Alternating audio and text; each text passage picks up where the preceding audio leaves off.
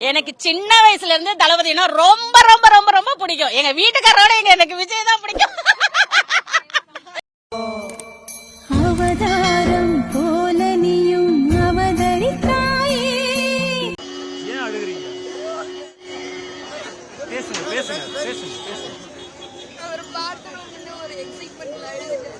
அப்படியே சில பெண்கள், அது ஒரு வயசு பெண்கள் அப்படியே அந்த தலையை பிச்சுக்கிட்டு ஆறதையோ பார்த்துட்டேன். அப்படியே ஒரு பொண்ணு பேட்டி கொடுக்குது, எனக்கு என் புருஷன் முக்கியம் இல்ல, எனக்கு விஜய் தான் முக்கியம் அப்படிங்குது. இதுக்கா காமராஜர் பள்ளிக்கூடம் கட்டினாரு?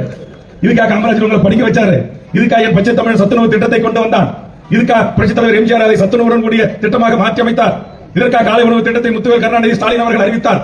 சினிமாவிலிருந்து வரக்கூடிய கதாநாயகர்கள் இந்த மக்களுடைய துன்பத்திற்கு துயரத்திற்கு எந்த விதமான அர்ப்பணிப்பையும் செய்ய மாட்டீர்கள். நேராக தனி விமானத்தில் வருவீங்க, தனி கேரவன்ல வருவீங்க, தனியா வந்து அப்படியே ஏறி நின்று கையசிப்பீங்க.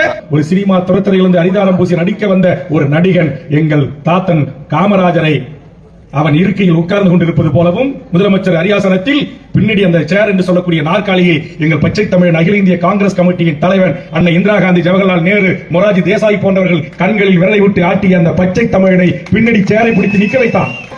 ஒரு பெரிய புகழின் உச்சி வெளிச்சத்தில் இருக்கிறார் நடிகர் அந்த விஜய். அந்த விஜயை கேள்வி கேட்க முடியாது, அவரை விமர்சனம் செய்ய முடியாது என்று பெரிய கட்சிகளும் நாடார் அமைப்புகளும் எம்எல்ஏ எம்பி மந்திரியா இருந்தவன் பயந்து ஒதுங்கிய போது யாரோட நீங்க ஒப்பிடுறீங்க? யாரு நிக்கிறது, யார் உட்கார்ந்து இருக்கிறது, யாருடைய சிம்மாசனத்தில் யார் உட்கார்றது?